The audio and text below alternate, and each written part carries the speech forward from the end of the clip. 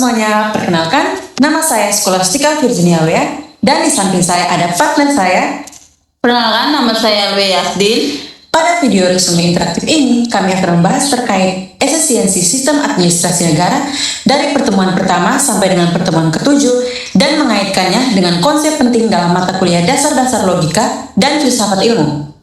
Tujuan dari video ini adalah menunjukkan pemahaman mendalam, analisis kritis, dan relevansi antara teori administrasi dan fondasi logis, filosofis yang menopangnya. Pada pertemuan awal perkuliahan menjelaskan bahwa sistem administrasi negara adalah keseluruhan proses bagaimana pemerintahan mengelola negara, mulai dari pengambilan keputusan, pelaksanaan kebijakan, penggunaan kekuasaan, distribusi sumber daya, sampai bagaimana pemerintah memberikan pelayanan publik kepada masyarakat. Administrasi negara bukan hanya teknis, ia adalah sebuah sistem besar yang dipengaruhi oleh nilai logika, etika sejarah, dan ilmu pengetahuan. Nah, inilah alasan kenapa mata kuliah logika dan filsafat ilmu secara relevan administrasi negara tidak bisa dipahami tanpa kemampuan berpikir rasional, kritis, dan ilmiah. Yang kedua, ada juga pengertian, ciri, dan gaya berpikir dalam administrasi. Filsafat adalah usaha manusia untuk mencari hakikat sesuatu secara mendalam. Ada 3 ciri utama filsafat. Yang pertama, berpikir kritis. Dalam administrasi negara, kemampuan ini terlihat saat kita menganalisis apakah suatu kebijakan bermanfaat atau justru menimbulkan masalah. Yang kedua, berpikir rasional. Setiap kebijakan harus didasarkan pada argumentasi logis, bukan hanya tradisi atau perintah atasan. Adapun juga yang ketiga, berpikir secara sistematis. Administrasi negara sendiri adalah sistem, mulai dari aktor hingga aturan, semuanya harus berjalan teratur dan terkoordinasi. Gaya berpikir filsafat juga mempengaruhi cara kita memahami pemerintah. 1. Gaya analitis memecah masalah birokrasi. 2. Gaya kritis membantu mengevaluasi kelemahan kebijakan. 3. Reflektif membuat menilai etika dan dalam administrasi publik. Yang ketiga ada pencarian kebenaran dan perkembangan ilmu. Sejarah administrasi negara tidak bisa dipisahkan dari perjalanan panjang manusia untuk mencari suatu kebenaran.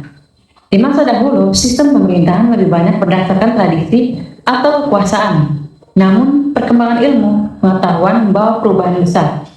Ketika manusia mulai menggunakan akal dan metode ilmiah, pemerintah tidak lagi dianggap sebagai warisan raja, tetapi sebagai sistem yang harus dipertanggungjawabkan melalui sebuah data dan evaluasi. Dan dari situlah muncul konsep administrasi modern. Yang pertama, adanya birokrasi. Yang kedua, ada aturan yang jelas. Dan yang ketiga, sistem pelayanan publik. Dan yang keempat, mekanisme pengawasan. Semua ini merupakan hasil dari revolusi cara manusia berpikir.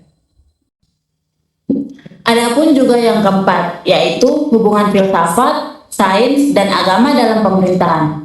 Dalam menjalankan administrasi negara, 3 unsur ini saling berkaitan. Yang pertama, filsafat memberikan dasar etika dan logika.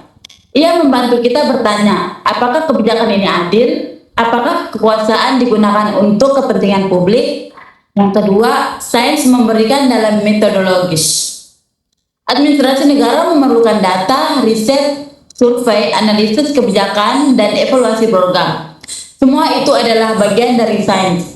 Adapun juga yang ketiga, agama, memberikan nilai moral. Di Indonesia, integritas, kejujuran, amanah, dan tanggung jawab adalah nilai yang sangat penting dan itu banyak bersumber dari nilai keagamaan. Ketiganya tidak bertentangan tetapi saling menguatkan. Seorang administrator publik yang baik harus rasional seperti ilmuwan, bijaksana seperti filsuf, dan beretika seperti pemimpin moral. Yang kelima adalah empirisme versus rasionalisme dalam analisis kebijakan. 2 aliran besar dalam filsafat pengetahuan sangat berpengaruh dalam administrasi negara. Yang pertama ada empirisme, yaitu kebenaran berasal dari pengalaman dan data. Ini terlihat dalam survei pelayanan publik, data kemiskinan, survei kepuasan, perhitungan anggaran, evaluasi program. Administrasi negara yang berbasis empirisme disebut evidence-based policy, yaitu kebijakan berdasarkan bukti.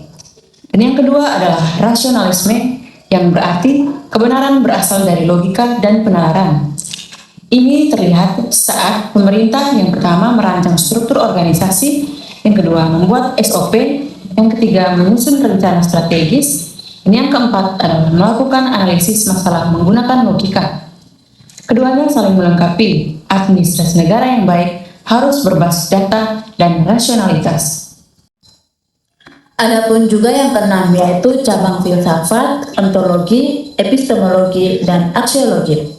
Tiga cabang filsafat ini sangat membantu memahami sistem administrasi negara. Yang pertama, ontologi. Apakah hakikat administrasi negara? Ontologi membantu menjelaskan bahwa objek kajian administrasi adalah 1. Negara, 2. Kekuasaan, 3. Kebijakan, 4. Lembaga, dan 5. Masyarakat. Dengan memahami ontologi, kita tahu administrasi adalah sistem yang kompleks dan berlapis. Yang kedua, epistemologi. Bagaimana kita mengetahui dan mempelajari administrasi negara. Ini mencakup 1. Metode riset, 2. Pengumpulan data, 3. Teori organisasi, 4. Analisis kebijakan, dan yang kelima pendekatan ilmiah. Epistemologi membuat administrasi bersifat ilmiah, bukan sekadar opini politik. Aksiologi untuk administrasi negara itu digunakan. Tujuannya utama adalah meningkatkan kesejahteraan masyarakat, memberikan pelayanan publik, menciptakan keadilan sosial, dan mencegah penyalahgunaan kekuasaan. Aksiologi mengingatkan bahwa administrasi tidak hanya teknis, tetapi harus berorientasi nilai. Dari seluruh pembahasan, kita dapat melihat bahwa sistem administrasi negara tidak bisa dilepaskan dari cara manusia berpikir secara filosofis dan ilmiah. Logika membantu kita menata cara berpikir, filsafat membantu menemukan nilai dan makna, sementara ilmu pengetahuan memberi metode untuk menganalisis kebijakan dan pelayanan publik. Dengan memahami keterkaitan ini, kita bisa menjadi calon administrasi publik yang tidak hanya cerdas secara teknis, tetapi juga kritis, rasional, etis, dan berintegritas. Terima kasih telah menonton video kami.